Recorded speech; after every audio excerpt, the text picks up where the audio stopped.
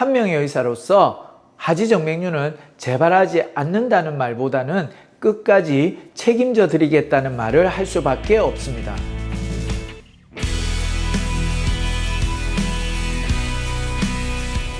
안녕하세요. 25년 흉부외과 전문의 김병준 원장입니다. 지금까지 재수술 클리닉을 운영하면서 2번, 3번 재발하여 저를 찾아오시는 분들도 적지 않았습니다.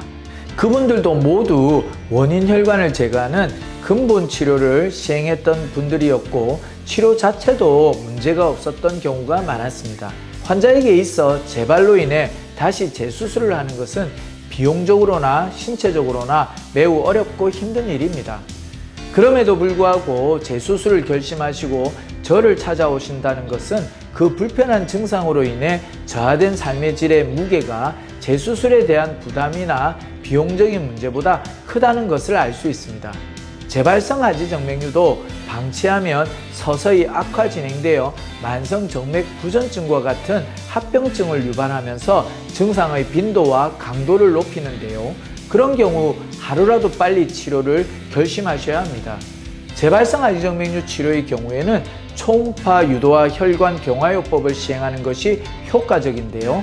2022년 유럽 임상진료지침에서도 모든 재발성 하지정맥류 치료로 초음파 유도화 혈관 경화요법이 널리 쓰인다고 보고하고 있습니다. 최소 침습적이며 마취가 필요하지 않아 환자가 잘 견딜 수 있고 반복적으로 시술을 할 수 있다는 것이 그 이유인데요. 특히 재발한 하지정맥류의 경우 장가지 형태로 확장된 병적인 혈관이 많아 더욱 정밀한 치료를 진행해야 합니다.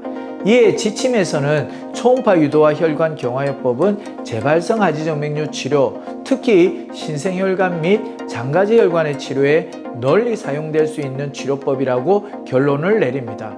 직경이 큰 하지정맥류 원인 혈관뿐 아니라 증상을 일으키는 장가지 혈관까지 깨끗하게 치료해야지만 재발의 가능성은 더욱 낮아지고 불편 증상도 말끔히 사라지게 됩니다. 무엇보다 치료 후에는 더 꼼꼼한 추적 관찰이 필요합니다.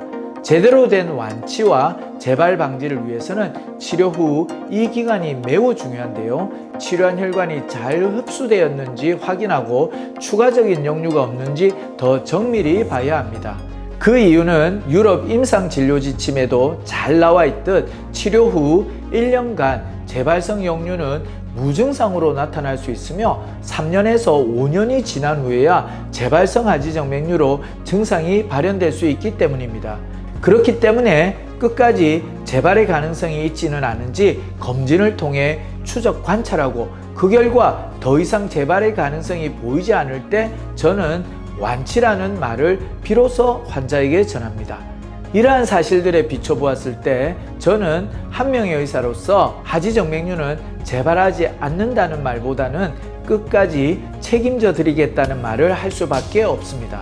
이건 저 혼자만의 의견이 아닌 국내 및 해외 의료계에서도 직시하고 있는 상황이기 때문에 하는 의견이며 계속해서 재발 환자가 저를 찾아오시는 상황에 있기 때문에 드리는 의견입니다.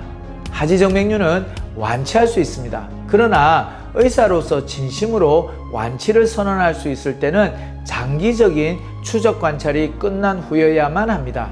한 사람의 다리에는 그 사람의 인생이 녹아 있습니다. 사람의 인생은 모두가 같을 수 없으며 여러 가능성을 내포하고 있습니다. 다리도 마찬가지입니다. 작은 가능성일지라도 재발로 인해 다시 고통받을 수 있다는 의학적 근거가 있는 한 저는 환자분들을 오랫동안 봐드릴 수밖에 없는 것입니다.